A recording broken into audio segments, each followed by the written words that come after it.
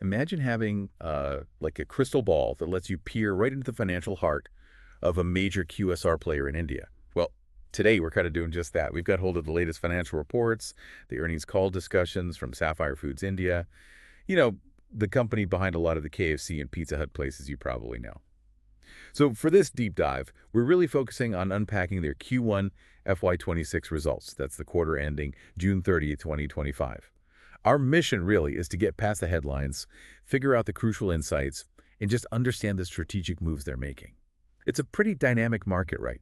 What do the numbers actually tell us about how they're doing, the challenges, and, their vision for growth? Let's get into it. Okay, so looking at the overall Q1 performance for fiscal 26, it's quite a picture, sort of growth mixed with shifting tides, you could say. First off, the top line looks good. Sapphire delivered consolidated revenue of about 7,748 million. That's roughly 775 crores, which is an 8% increase compared to last year. So growth is there. Right, 8% growth, and Yeah. they're still expanding too. Yeah, definitely expanding. They added 11 new restaurants just in this quarter. That breaks down as 8 KFC in India, 2 Pizza Hut in India, and 1 Pizza Hut over in Sri Lanka. So that brings their total count up to 974 restaurants as of June 30th. So yeah, footprint is growing. Right. But here's where it gets really interesting, isn't it? Despite that revenue growth, despite adding stores, the profit picture looks, well, different. Consolidated net profit after tax was actually negative 17.38 million, so about negative 2 crores, which is a huge swing from the same quarter last year when they made, what, over 80 million rupees? Exactly. That's the paradox right there. And if you dig a bit deeper into the profitability metrics, it becomes even clearer. Their consolidated restaurant EBITDA, that's a key measure of how the actual restaurants are performing, it declined by 13% year over year. And the margins dropped pretty significantly, down to 12.2%. That's a fall of 290 basis points from 15.1% last year. Okay, wow. And adjusted EBITDA. That saw an even bigger hit, actually, down 22% year over year, landing at 548 million. The margin there is just 7.1%. And then the consolidated EBITDA, post-India's accounting standards, that was all 1,134 million, which is also down about 9% year over year. So lots of numbers there, but the big question is, how does this happen? Revenue up, stores up, but profits down across the board. What's the initial read here? Is this like a warning sign, or is it a deliberate strategy we need to understand? I think it's much more the latter. That's really the core tension, the central story for Sapphire right now.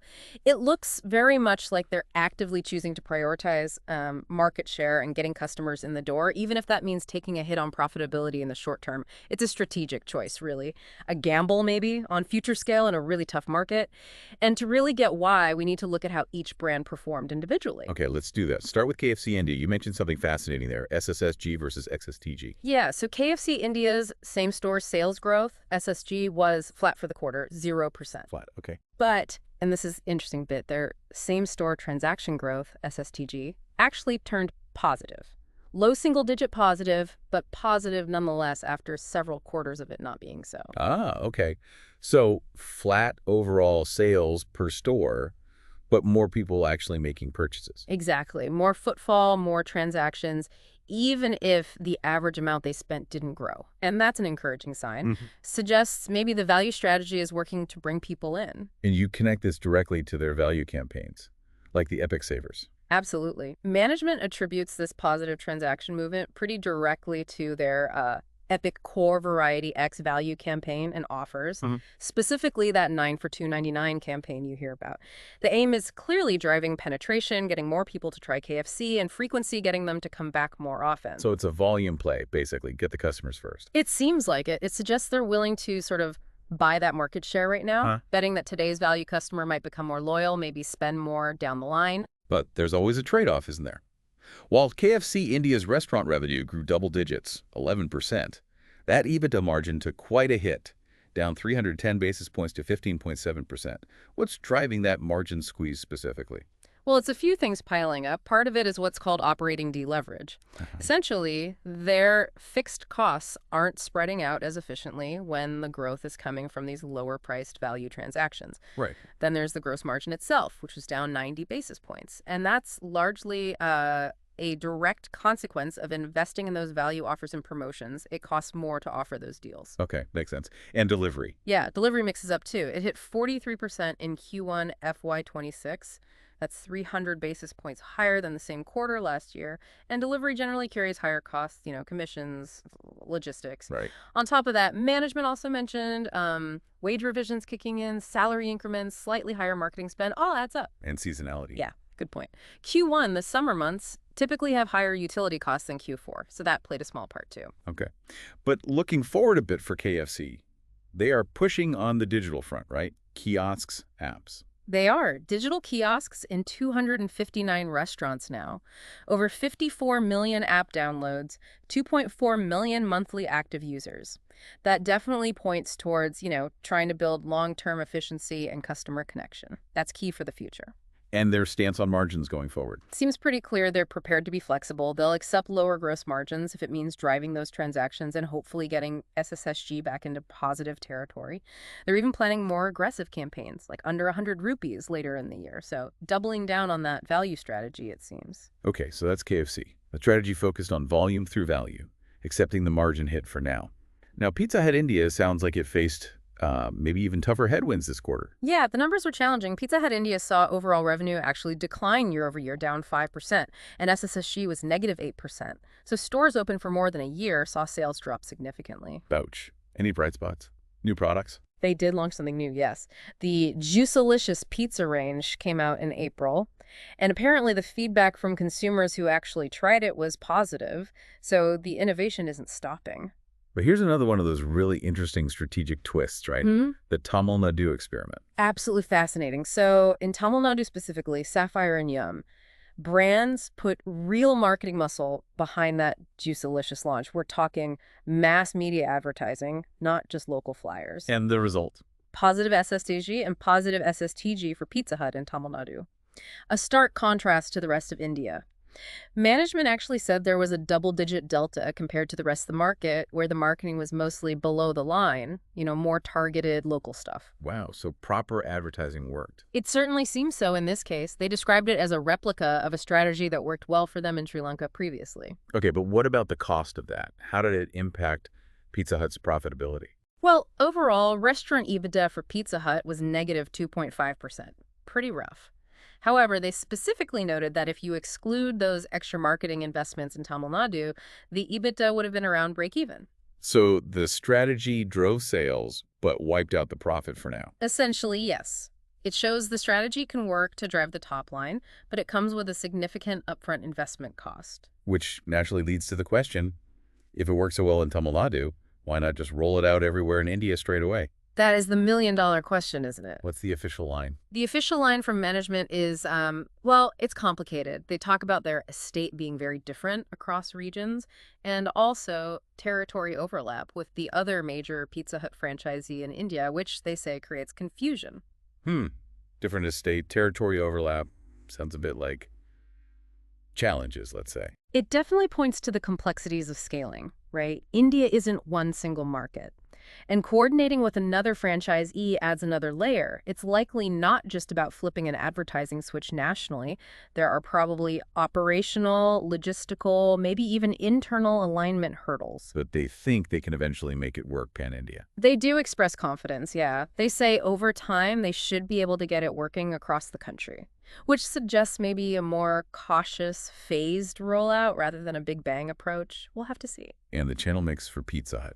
Still mostly delivery. Actually pretty balanced. It remains steady at 50% delivery and 50% dine-in and takeaway. So a fairly even split there. Okay. Now let's contrast this with Sri Lanka. You mentioned that's been a stronger performer. Yeah, Sri Lanka continues to be quite robust for them, despite the economic challenges there historically. They deliver double-digit SSSG, again 12% in local currency terms. Strong SSTG growth, too. System growth, including new stores, was 15%. Restaurant sales grew 15% in local currency, which actually translated to a 19% growth when you convert it back to Indian rupees due to currency movements. Very healthy. So 12% SSSG. Normally, you'd expect that to really boost margins through operating leverage, right? We absolutely would. And that's the catch here. Despite that strong SSSG, the restaurant EBITDA margin was 12.7%, which was actually down 50 basis points year over year. Down. With 12% SSSG. Why? The culprit, according to management, was very steep employee cost inflation. Apparently, there were significant changes to minimum wages in Sri Lanka. One hike happened last autumn, September-October timeframe, and then another one happened in May, which was even applied retroactively back to April 1st. Ah, okay, so external cost shocks hitting them hard. Exactly. It really shows how even strong top-line growth can be, well, significantly offset by sudden jumps in operating costs like wages. Have they done anything to counter that? Yes, they acted pretty quickly. They've taken a price increase in Sri Lanka somewhere in the 3–5% range. The expectation is that this should help mitigate that minimum wage impact, and they hope to see slightly better margin improvement starting from Q2. Makes sense. Quick reaction needed there. Hmm. And the channel mix in Sri Lanka. Still leaning more towards in-store experiences compared to India. It was largely steady at 61% dine-in and takeaway and 39% delivery. Okay, so beyond the main brands, any other financial or operational points we should touch on? Impairments or anything like that? Yeah, a couple of things worth noting from the reports. Looking back slightly, in the previous financial year ending March 2025, they did record an impairment loss. About 114 million against property, plant, and equipment in one of their subsidiaries, Gamma Island Foods, due to ongoing losses there. And there was another smaller impairment of goodwill, about 39 million booked in Q4 of last year, related to a KFC store they'd acquired but then had to close. Okay, so some tidying up of underperforming assets. What about that GST demand order? That sounded quite large. It is quite large, yes. 1,127 million, that's including tax and penalty. It was received back in January 2025 from the GST department. However, the company has filed an appeal. They state they've got expert advice supporting their case and believe they have strong grounds. So, importantly, they haven't made any provision for it in these financial results. They seem confident in their position, treating it as a dispute for now. Right, something to keep an eye on, but not an immediate hit to the books in their view. Precisely. And on a more positive note, there was that sustainability award. Yes, a real point of pride for them, it seems. Their Sapphire KFC Raya store, up in Punjab, received a Platinum Award from the Indian Green Buildings Council. Apparently, it's the first QSR restaurant in India and actually the first Yum KFC restaurant globally to get that highest rating. So that's quite an achievement. That is impressive. Good to see that focus. And finally, the overall macro environment. How much are they blaming external factors? They definitely acknowledge the macro factors impacting consumer companies are, quote, undoubtedly present. You can't ignore them. But they also really emphasize that their focus is on their internal strategies, the value plays, the marketing experiments to change their own trajectory. They're not just waiting for the economy to improve things for them. Which seems consistent with the actions we've discussed, like sacrificing margin for volume, a proactive stance. Okay, so let's try and wrap this up. We've taken a pretty deep dive into Sapphire Foods, India's Q1 FY26, and it really feels like a quarter that highlights that tightrope walk between growth and profitability in the QSR world right now. Definitely. Revenue's up, store count is up. Those are positives, but clearly they're navigating some serious margin pressures driven by those strategic choices on value, but also changing customer habits and those external cost factors like wages in Sri Lanka. Yet, amidst the pressure, there are these clear signs of strategic thinking, aren't there?